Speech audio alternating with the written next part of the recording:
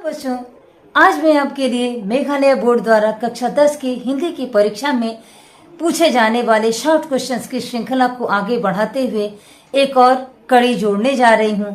तो आपके प्रश्न पत्र में कुछ शॉर्ट क्वेश्चंस आते हैं जो 4 या 5 मार्क्स के होते हैं और 20 मार्क्स का प्राइवेट कैंडिडेट्स के लिए भी होता है।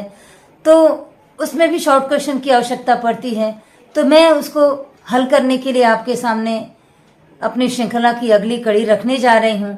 तो मुझे आशा है कि मेरे प्रयास से आपको सफलता मिलेगी और अगर आपको भी लगता है कि सफलता मिलेगी तो चैनल को लाइक कर लीजिए, सब्सक्राइब का बटन दबा लीजिए और अपने फ्रेंड्स को शेयर भी कर लीजिए, जिससे आपके सारे फ्रेंड्स को अच्छे क्वेश्चन आंसर और मार्क्स मिल जाए। तो इस कड़ी को आगे बढ़ाते हुए अब मैं प्रारंभ करती हूँ क्वेश्चन नंबर 1।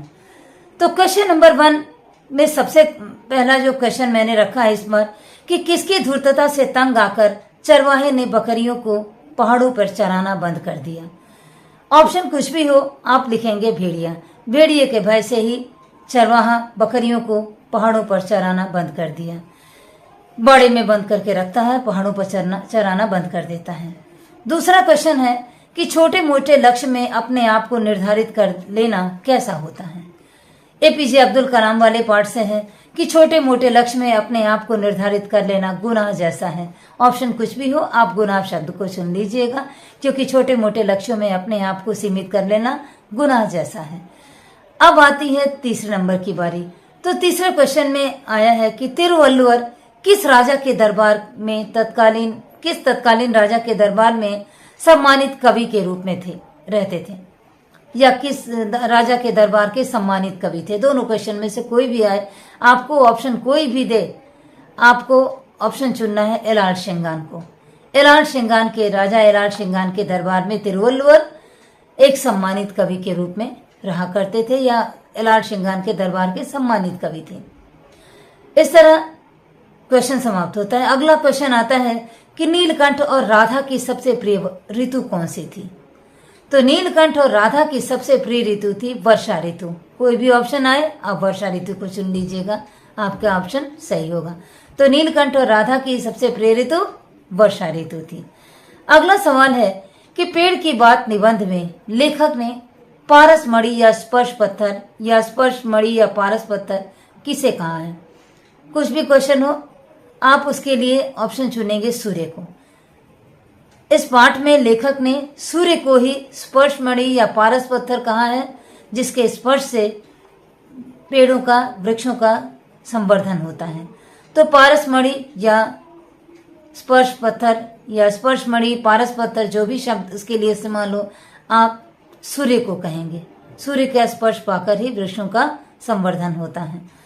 अगला सवाल है कि सुल्तान को ले जाने वाले डाकू का क्या नाम था। आप लिखेंगे खड़ग सिंह।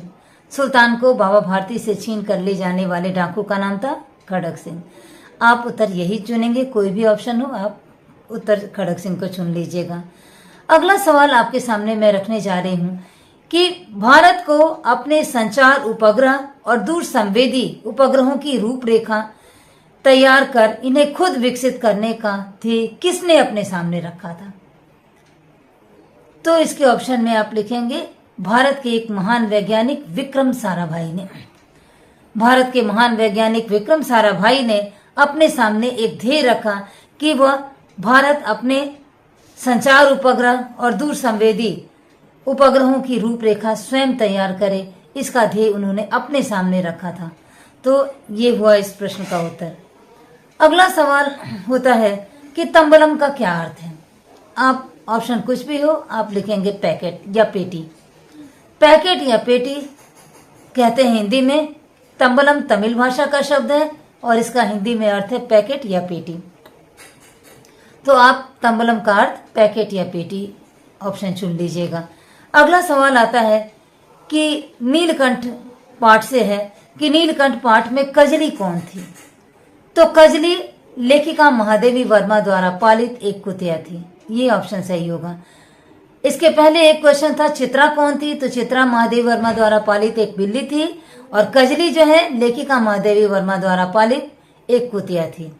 अगला सवाल आता है कि राधा के अंडों को कौन फोड़ देता है।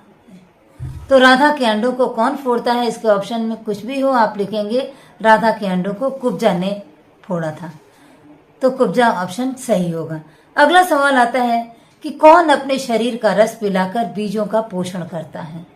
तो कौन अपने शरीर का रस पिलाकर बीजों का पोषण करता है? तो सीधा साधा इसका उत्तर होता है कि वृक्ष।